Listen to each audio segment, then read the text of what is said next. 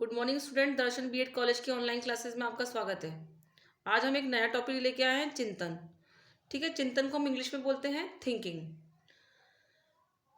तो आगे अब स्टार्ट करते हैं कि पहले देख लें कि चिंतन का अर्थ क्या होता है और उसकी परिभाषा क्या होती है। तो चिंतन शब्द के लिए हम आगे डिटेल में पढ़ते हैं। मनुष्य को संसार का सर्वश्रेष्ठ प्राणी कहा गया है। मनुष्य जो है उसको संसार का सर्वश्रेष्ठ प्राणी कहा गया है। इसका कारण है उसका चिंतनशील होना, यानी कि क्यों कहा गया उसको सर्वश्रेष्ठ प्राणी, क्योंकि वो चिंतनशील होता है। मनुष्य क्या होता है? चिंतनशील होता है। चिंतन शब्द का प्रयोग याद, कल्पना और अनुमान आदि शब्दों के रूपों में किया जाता है। जो चिंतन जो शब्द है उसको हम अलग नाम क्या दे सकते हैं? याद करना, कल्पना करना या फिर अनुमान लगाना। यानी कि जो भी चीज़ हम याद कर रहे हैं उनका अनुमान लगा रहे हैं या फिर कोई कल्पना कर रहे हैं, तो क्या है, हम उसका चिंतन कर रहे हैं। हम उसके बारे में चिंतन भी उसे कह सकते हैं। जैसे कि फॉर एग्जाम्पल परीक्षा में सही उत्तर खोजने के लिए चिंतन। जब हम एग्जाम देते हैं तो हमारे सामने जब क्वेश्चंस आते हैं, परीक्षा में जो प्रश्न आते हैं, उनके जो आंसर हम खोजते हैं वो किसके द्वारा खोजते हैं? चिंतन करके। यानी कि हम उसको याद करते हैं कि इसका आंसर क्या होगा। ठीक है, तो वो क्या कहलाएगा? चिंतन करना, यानी कि थिंकिंग। हम सोच रहे हैं उसको। दूसरे शब्दों में चिंतन विचार करने की वह मानसिक प्रक्रिया है जो किसी समस्या के कारण आरंभ होती है।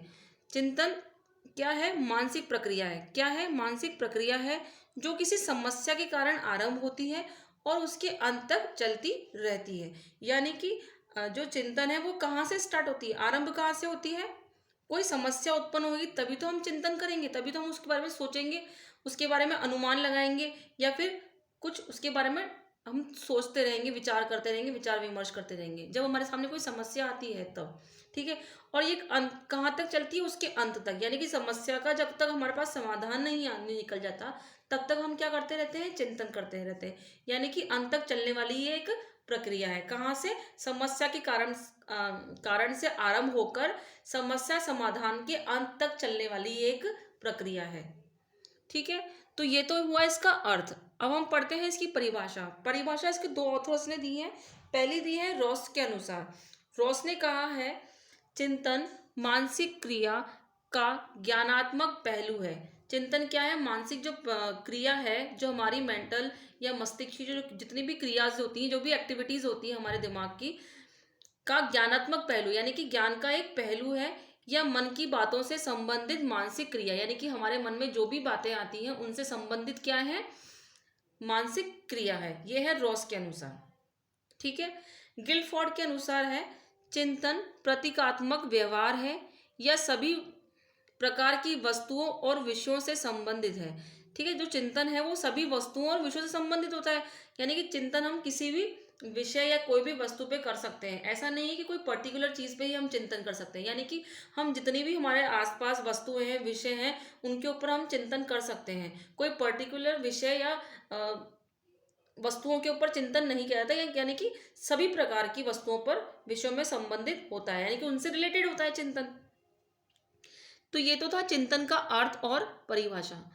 अब हम पढ़ते हैं आगे चिंतन की विशेषताएं। चिंतन की विशेषता क्या होती है? तो पहली विशेषता क्या होती है? इसका विशिष्ट गुण। ठीक है, तो चिंतन जो है वो मानव का एक विशिष्ट गुण है जिसकी सहायता से वह अपनी बर्बर अवस्था से सभ्य अवस्था तक पहुंचने में सफल हुआ है। चिंतन क्या है? मानव का एक विशिष्ट गुण है, यानी कि मानव में पाया जाने वाला एक विशिष्ट गुण है चिंतन। जैसा कि मैंने आपको पहले बताया था कि मनुष्य को संसार का सर्वश्रेष्ठ प्राणी कहा जाता है।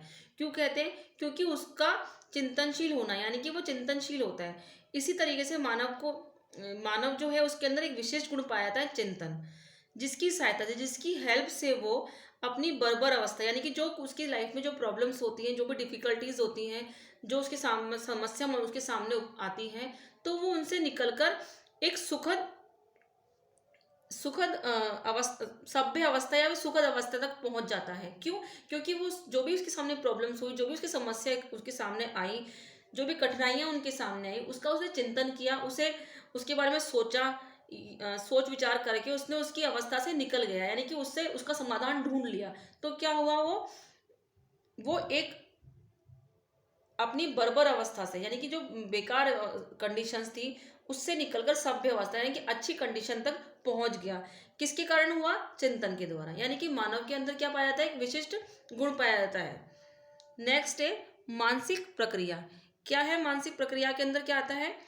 चिंतन मानव की किसी इच्छा, कठिनाई या समस्या के कारण आरंभ होने वाली एक मानसिक प्रक्रिया है। चिंतन जो है वो मानव की इच्छा, कठिनाई या समस्या के कारण आरंभ होने वाली एक मानसिक प्रक्रिया है। यानी कि जैसे कि सपोज करो आपकी इच्छा है कि आपको वो चीज़ पानी है या फिर वो उस लक्ष्य तक पहुंचना है। आपके अंदर इच्छा है वहां तक पहुंचने की, लेकिन उस वहां तक पहुंचने के लिए आपको एक वो रास्ता ढूंढना पड़ेगा। वो तो कैसे आप उस तक पहुंचोगे? तो उसके लिए आपको क्या करना पड़ेगा? चिंतन करना पड़ेगा, सोचना पड़ेगा, है ना, अनुमान लगाना पड़ेगा, याद करना पड़ेगा। जो भी सोच विचार आपके उस रास्ते तक वहां तक पहुंचने के लिए जो भी रास्ते होंगे उनको ढूंढना होगा। तो क्या कर रहे हो आप? अपनी चिंतन कर रहे हो। यानी कि एक ये मानसिक प्रक्रिया है। किसके द्वारा आपने किया? मस्तिष्क के द्वारा आपने सोच विचार किया। तो ये क्या है? एक मानसिक प्रक्रिया है। ठीक है।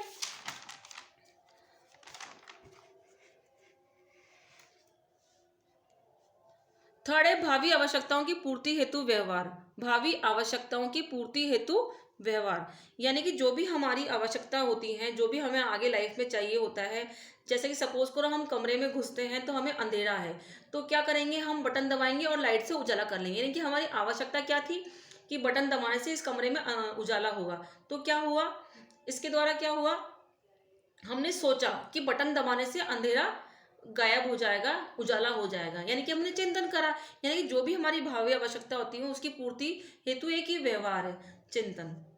नेक्स्ट है समस्या समाधान। चिंतन चिंतन उस समय आरंभ होता है जब कोई समस्या व्यक्ति के समक्ष उपस्थित होती है, ठीक है, और वह उसका समाधान खोजने का प्रयत्न करता है।